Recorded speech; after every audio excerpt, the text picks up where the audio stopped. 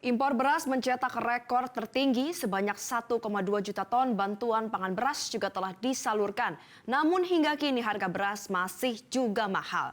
Bulog menyebut tingginya harga beras di pasaran disebabkan karena kondisi produksi dalam negeri yang masih rendah dan dampak ketidakpastian ekonomi dunia.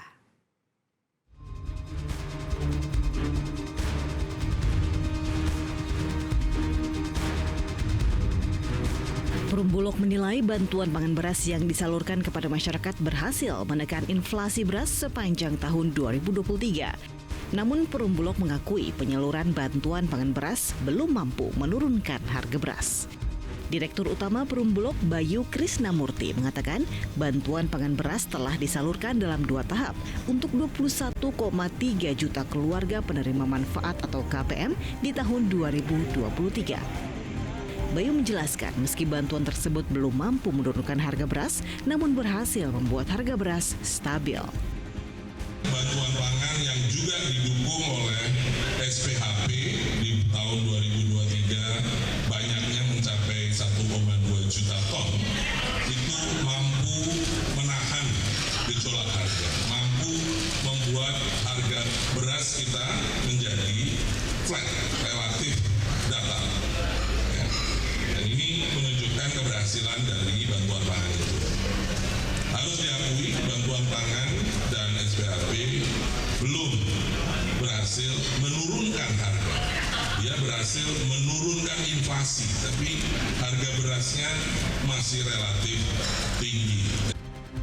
Bayu juga mengatakan stok cadangan beras Bulog per 10 Januari 2024 sebanyak 1,3 juta ton ditambah dengan sisa beras dalam perjalanan yang sudah dikontrak oleh Bulog dari penugasan impor beras tahun 2023. Menurutnya jumlah tersebut cukup untuk kebutuhan penyaluran program bantuan pangan beras dan stabilisasi pasokan dan harga pangan atau SPHP di tahun 2024.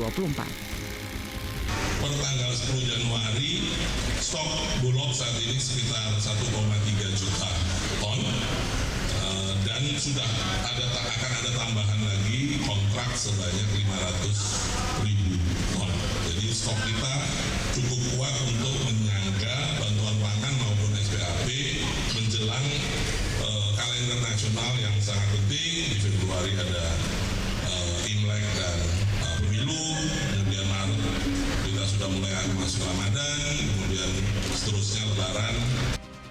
Dengan adanya dampak dari penurunan inflasi tersebut, Badan Pangan Nasional kembali menugaskan Bulog untuk melanjutkan penyaluran bantuan pangan beras di tahun 2024.